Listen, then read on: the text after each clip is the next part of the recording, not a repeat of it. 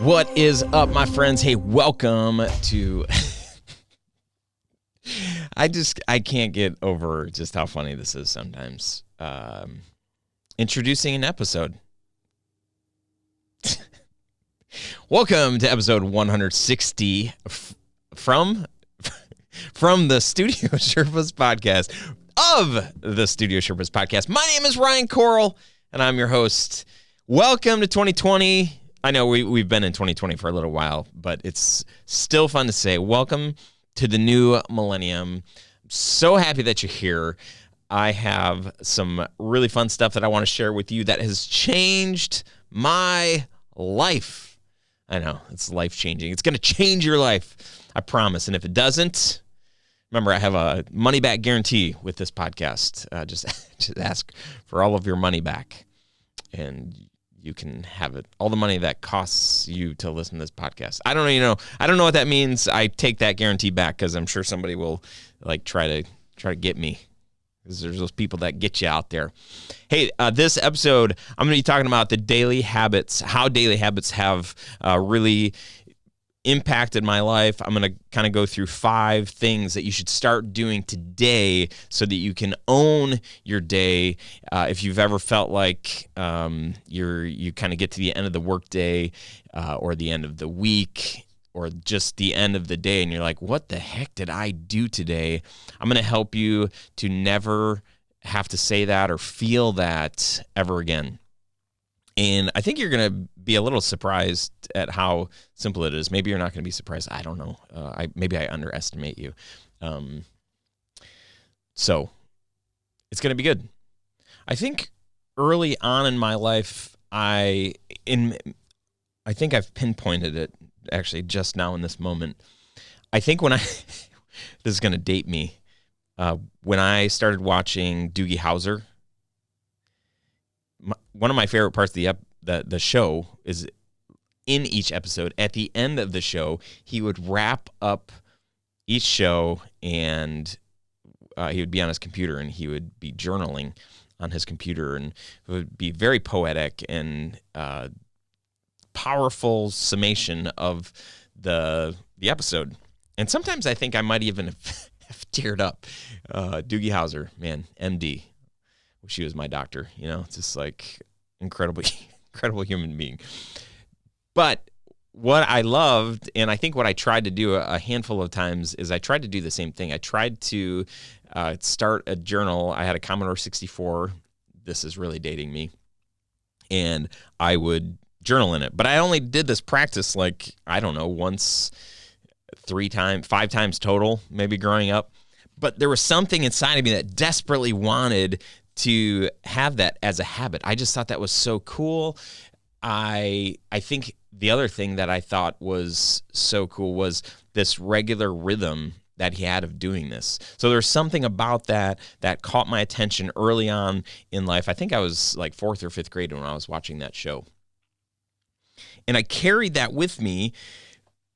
When I started playing football in high school, I loved the rhythm of practice. I mean, there were plenty of days where I hated practice because it was so hard, but I loved knowing that we were going to, have practice, knowing that it was going to be, that it was going to be hard and that we were going to do these things, and that even inside of practice that there were going to be some things that we would always do.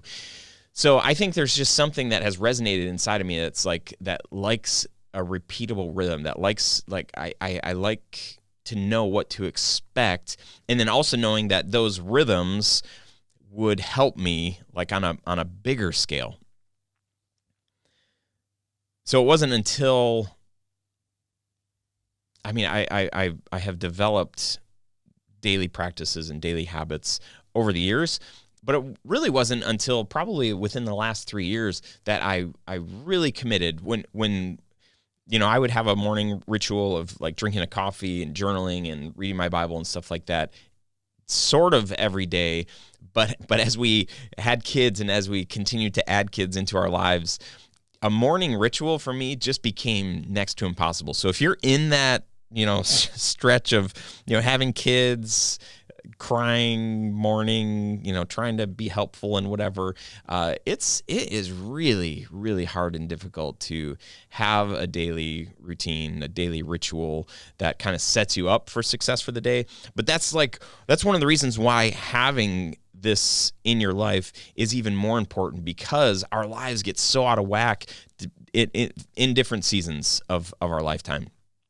And so I've found the value in kind of creating, even if it's a practice that I can't maintain every day, at least knowing that I do have a practice. I know the things that I should be doing every morning, and I'm doing whatever I can to fight for those things, because I have seen the fruit of a daily practice. I've experienced some of the freedoms that have come from that, and even in the last, I would even say 6 to 12 months, I think it's kind of gone. There's the hockey stick analogy where I don't even know what it's in reference to originally, but where maybe there was some small, if you're watching this, a hockey stick is shaped like this. And if you're listening, then you can't see my hands, but I'm doing this like a hockey stick. You know what a hockey stick looks like. And so you're just kind of going along the bottom of the stick, and it's straight. Not much is changing. So you're developing habits, and you're not seeing or routine. You're not seeing much of a difference or change. And you keep at it. And then all of a sudden, at some point, the angle of the hockey stick goes up, and it's starts out just maybe 1-2 degrees, and then 10, 20, I don't know how many degrees a hockey stick is. Maybe that's like a 40-degree angle. I don't know, something like that. But eventually it rockets up, and there's a huge difference. So I kind of want to just share how having a morning ritual within the last year that I've been able to dedicate myself to and be pretty successful at, over maybe 80% of the time I've been able to practice my morning ritual. And it's been super helpful for me. So that's what I want to dive into today. The process of me having daily ritual, of me having a process. That's what I'll call it. I'll just call it having a process, having a way, having a thing that I do every single day that I can revert to, that I kind of know is home, something that I'm familiar with, comfortable with. I know that, if I stay up too late, I'm not going to be able to do it in the morning. If I things will come up and I won't be able to, but I always know that my goal is to get back to that place, because I know out of that rhythm the things that come from. So some of the things that have helped me having a process, not just in the morning, but having different processes throughout my workday, because I think that's the key. My hope isn't just to say, hey, here's how a morning ritual has changed my life, but here is how having a morning ritual, having a repeatable process in the morning, has allowed me to take that idea of having some repeatable things and kind of insert them into my daily rhythm at work. And even taking a step back, say well, what does it look like? What are other rhythms that I can add into my life? Other processes that I can add into my life? I don't want my personal life, my home life to be all these systems and processes and procedures. But at some level, the way that my brain works, I'm such a, I have self-diagnosed ADHD or ADD or something like that. I have a hard time staying focused. I'm always coming up with new ideas, and a lot of times I just feel man, what did I accomplish? What did I get done? And sometimes that's okay, but I'm a person that I want to have an impact in the world. I want to do something, and so I don't want to get to the end of the day and feel like I didn't do anything. And I'm not like a huge doer either, where it's I always have to be doing something. But I think what's rooted inside of me is I always have to feel like the majority of the things that I'm doing are for the benefit of myself and for others. Does that make sense? I can't hear you. Does that make sense? I'm just kidding. So having a process in my morning, having a process throughout my workday has allowed me to do a few things. It's allowed me to take Fridays off. I've been talking about that for the past 6 months or so. I started taking Fridays off last July. I basically would know what I needed to do during the week, and now as a CEO, I understand that part of that job entails creating a regular rhythm of being able to think about my business on a regular basis. So seeing the importance of saying, like, if I don't have a regular rhythm of just thinking about my business, then I'm always doing the work. I'm always putting out fires. I'm always just doing the tasks and, working on my goals. And those are all good things. But if I don't have a regular rhythm of just being able to think and clear my head and not be working in the business, but work on the business, Fridays for me have been an opportunity where I thought, like, wow, if I'm not going to work on Fridays, I'm not going to be able to get these tasks done. I'm not going to be able to work toward my goals. I'm not going to be able to do these things. But as I'm not working, technically, like, quote unquote working, I'm not coming to the office. I'm not doing email. I'm not doing those things. I might go to the coffee shop and I might read a book, or I might take my daughter out on a date in the middle of the afternoon, or I might take my wife out on a date in the middle of the afternoon. As I'm doing these, like, kind of regular activities that I would normally probably do on the weekend, because my other kids are in school. Actually, my daughter's in school Fridays too. I have time to think about things that would come up during the week, but I can't spend time thinking about those things during the week because I need to get things done when I'm at the office. So that intentional time that I have on Fridays to just say, okay, I'm not working on my to-do list or anything like that, it has created opportunities for me to think about my business for longer periods of time, to take notes, and it's not even necessarily focus time. My intention on those Fridays is not to sit down for an hour or two and just think through, like, okay, what are the things that I should be working on at the office?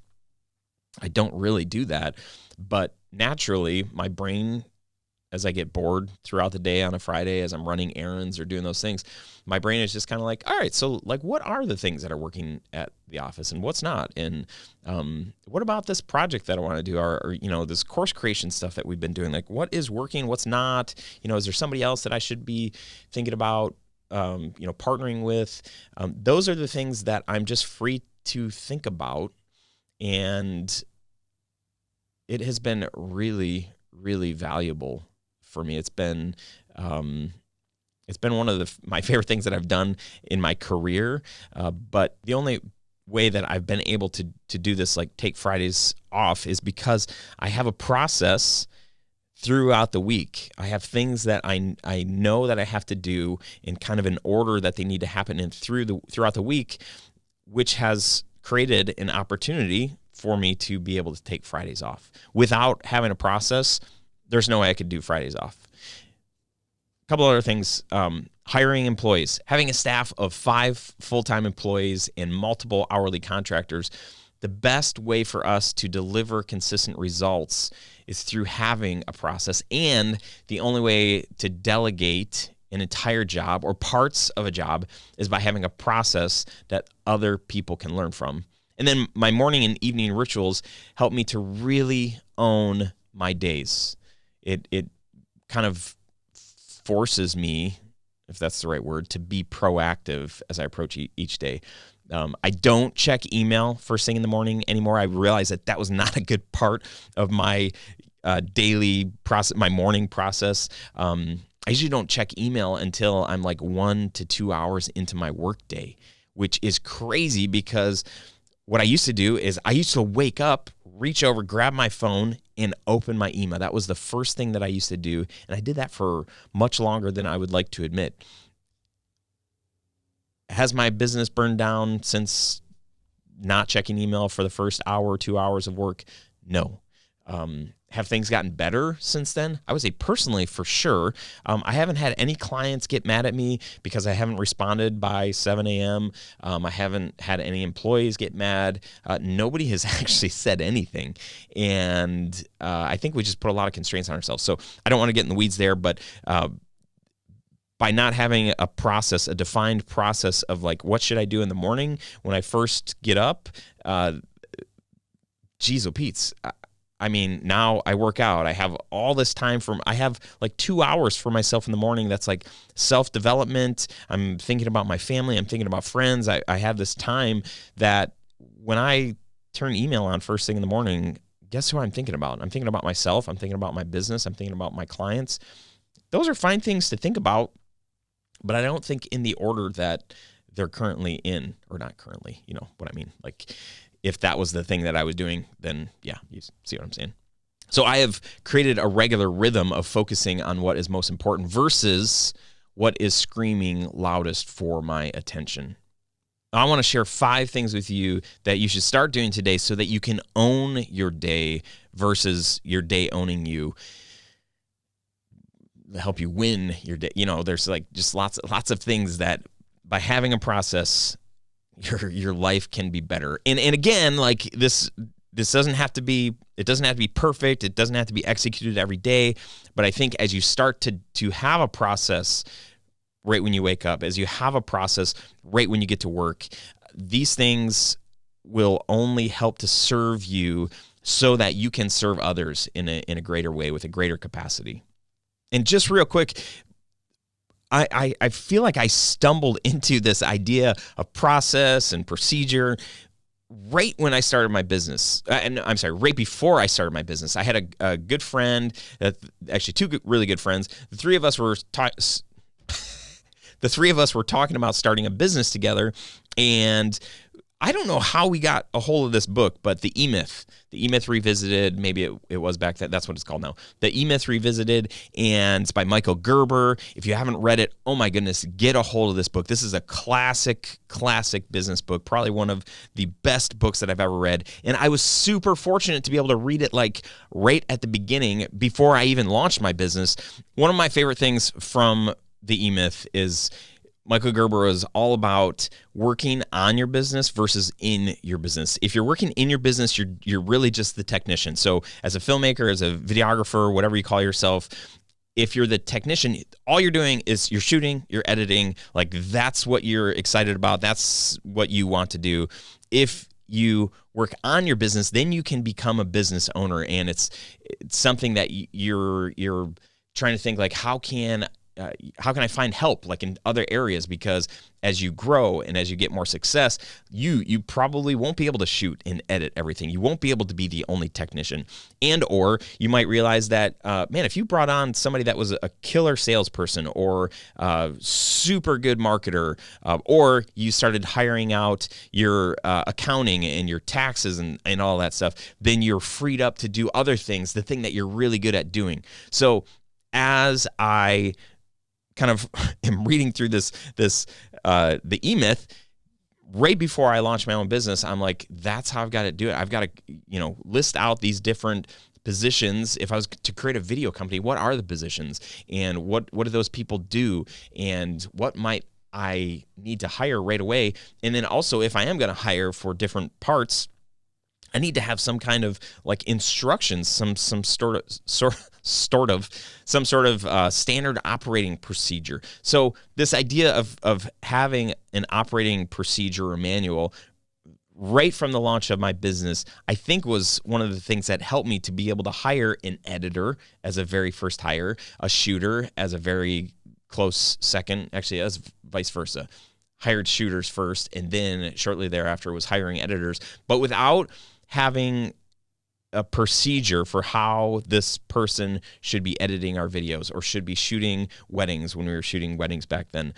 There's just no way. I would be frustrated with how I'm trying to, help somebody as they, have a million questions. As I started creating processes and documenting the processes for the ways to do the jobs, for the things I didn't want to do, I was able to hand those off. And in handing off the parts of this work that I don't like, it's freed me up to really live in my sweet spot, work in my sweet spot, and that's just helped the company be successful.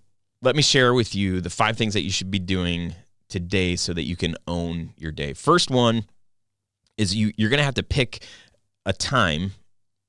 I mean, you're going to have to like put this in your calendar where you can create these processes. Maybe you're super busy. So if you are super, super busy and you're just like, I don't know when I'm going to be able to do this, you have to create a time. You have to lock a time in so that you can start to think through how can you will get freedom in doing this, right? So it might cost you 30 minutes. I'm actually going to suggest if you could get like a half a day and go someplace where you're not going to have any distractions, that would be ideal. So get away for a bulk of time. Put this in your calendar so that you can start thinking through like what are some things that I can do at the start of my day, at the start of my week that will help set my week up for success.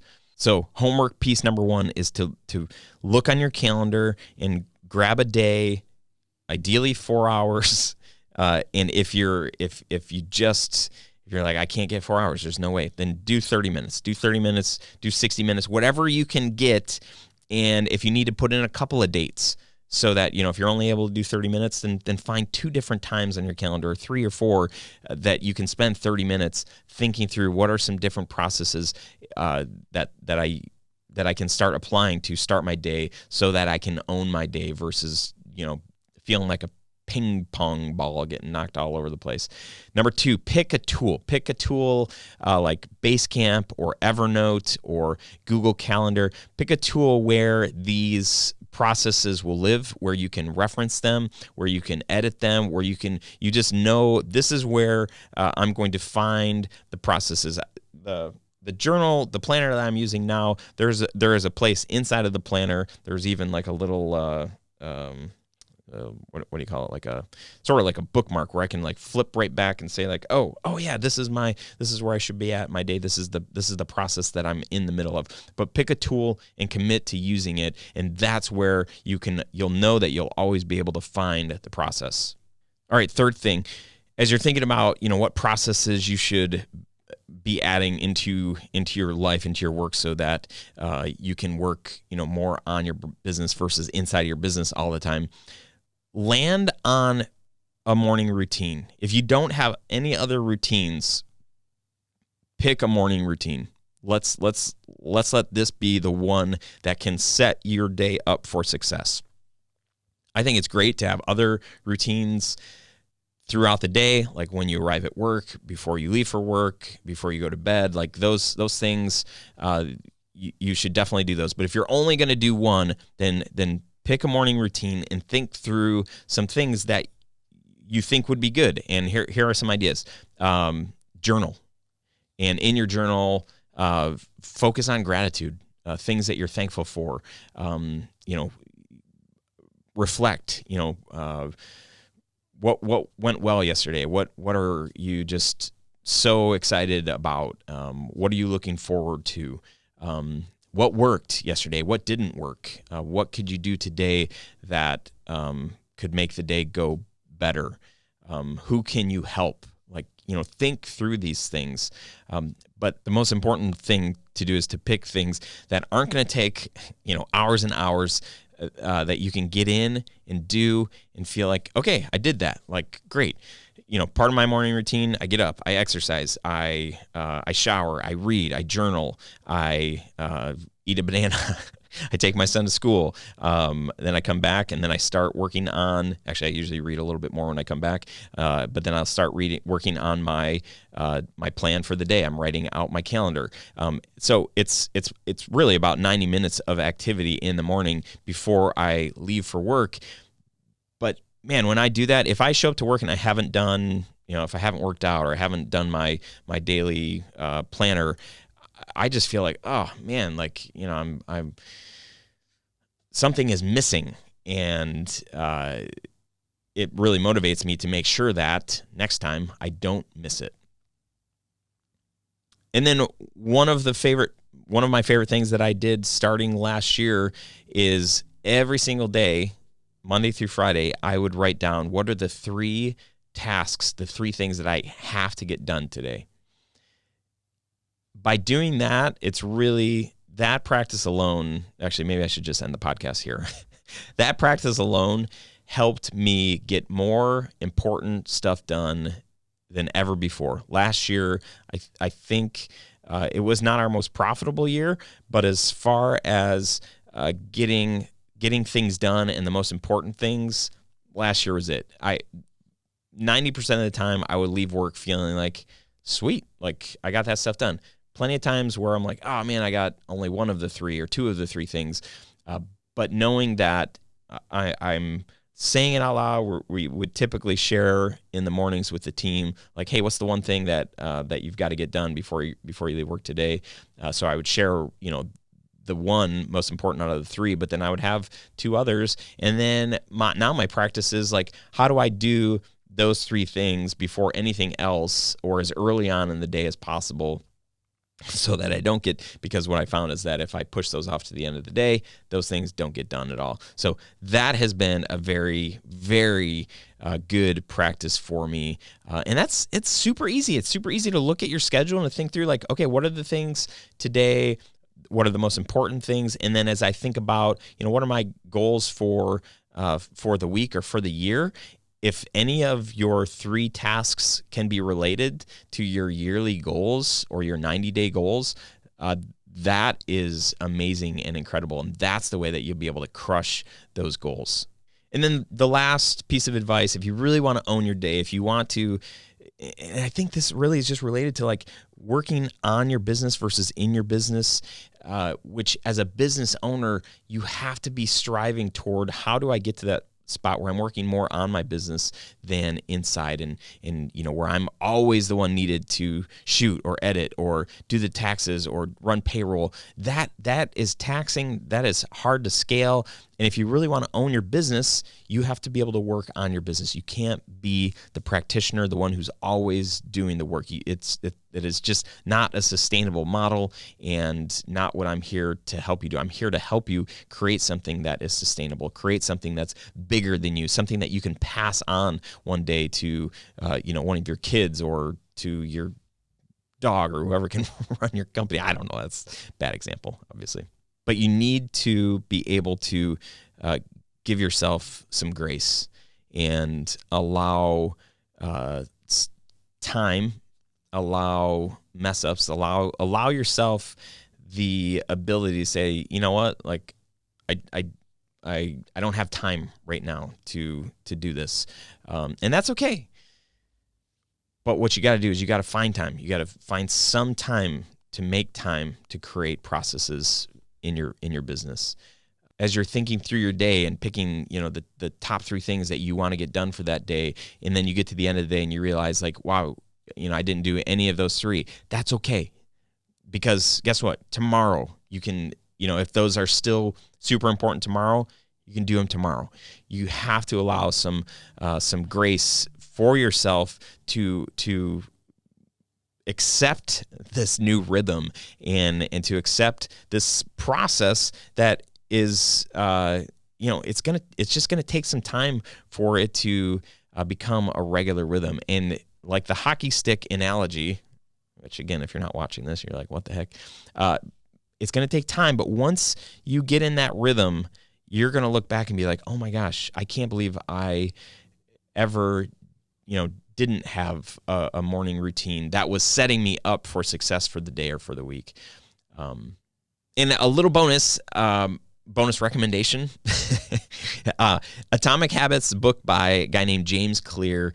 He talks about habit stacking. He really gives you some tools for how to, like, if you don't have good habits, if like any of this sounds like just too much to handle, like how could I do it? Sounds good in theory, but I don't see me being able to have, a morning routine where, I'm exercising or whatever, because you have kids or you stay up too late or whatever. James has a great framework for how to create small habits that create big results. Atomic Habits. Super good, really, really good. You can get the book on Audible. That's what I did, and really good. And he's got a bunch of interviews, podcasts and whatever. So if you just want to listen to a podcast, I think I'm going to try to get him on the show at some point because it is just really good. So check that book out. Yes, check that book out. In a summary, here's your summary. Adding process into your business, into your life, puts you in control. I mean, obviously there are plenty of things that you can't control, but without having a process, you're kind of just reacting. You're reacting to whatever ends up in front of you. So obviously things are going to come up all day, sometimes every day for a while. But having a home base, having a foundation that you can always come back to is incredibly important when you're trying to achieve things that you've never achieved before. I want you to be incredibly successful in your life. I want you to be incredibly successful in your business. Let me know how I can help you. One thing that I can do that could help you in your journey as a video business owner is to have you come attend our yearly event called the Onward Summit. This year, it's going to be May 31st through June 2nd. Registration is opening in the next few days, and space is limited. The idea behind this is to have an intimate gathering where people can actually get to know you. You can get to know them. People remember your name. People get to know your story. We filled all of the seats last year, and my plan is to do that again this year. I wouldn't be surprised if everybody from last year came again, just because the surveys were through the roof. Everybody loved it. Everybody said they wanted to come back. But you can get more info. You can watch our fun little video that we made showcasing some of the testimonials from those that attended last year, as well as any information on what you're going to take away. Go to studiosherpas.com/onward for more information. But I heard it over and over again. People didn't realize how important or how good, how surprised they were when they actually met others face to face that, they're trying to do the same thing. We all have video businesses in some shape or form, and we all serve different people, and we have our things that we're super good at or whatever.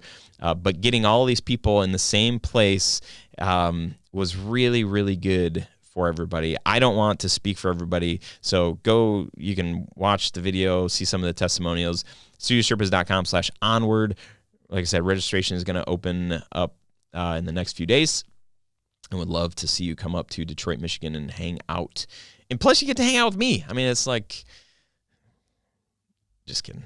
Not just kidding. You really would get to hang out with me, but the people that will be here will be even better to hang out with.